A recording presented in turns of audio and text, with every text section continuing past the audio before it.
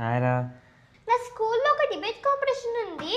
మీరు ఎలాగో UPSC prepare అవుతున్నారు కదా, ఒక మోటివేషనల్ స్టోరీ చెప్పగలరా? అయితే నీకు మంచి భక్తుడు కథ చెప్తా. భక్తుడా? దేవుడికా? భక్తుడంటే దేవుడికి కాదు, దేశానికి. 1931 మార్చ్ 23. అది లాహోర్ జైల్.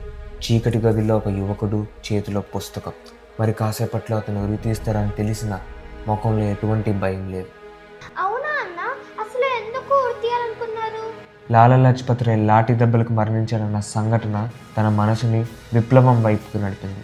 దీంతో పాటు పబ్లిక్ సేఫ్టీ బిల్ అనే ఒక అంశం భారతీయుల స్వేచ్ఛను అరికడుతుందన్న సందర్భం ఆయన ఆవేశానికి ఇంధనంగా మారింది. ఎంతలా అంటే సెంట్రల్ అసెంబ్లీపై బాంబు వేసేంతలా.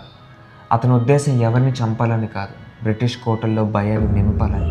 ఇంత చేసినా అతనికి పారిపోయే అవకాశం అన్నా అతను ధైర్యంగా అక్కడే నిలబడి తన చావును తానే స్వాగతించుకున్నాడు. కానీ తన మరణం అనే కిరణం భారతీయుల హృదయాలను తాకి విప్లవం అనే వెలుగును ఉసుకొల్పింది. అన్నీ చెప్తున్నారు కదా, ఇంతకీ అతని పేరేంటి? అతనే భగత్ సింగ్. తను చనిపోతూ కూడా విప్లవం మానవుని హక్కు.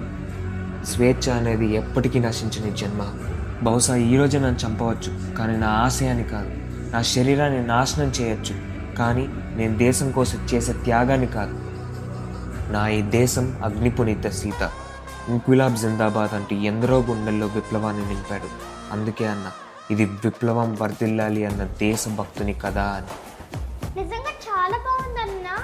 ఈసారి ఈ సిచ్యువేషన్ గురించి మాట్లాడతాను. ఈ కాంపిటీషన్ గెలుస్తానో లేదో పక్కన పెడితే ఒక మంచి దేశభక్తుడి గురించి మాట్లాడాలన్న సాటిస్ఫాక్షన్ మిగులుతుంది. థ్యాంక్స్ అన్నా.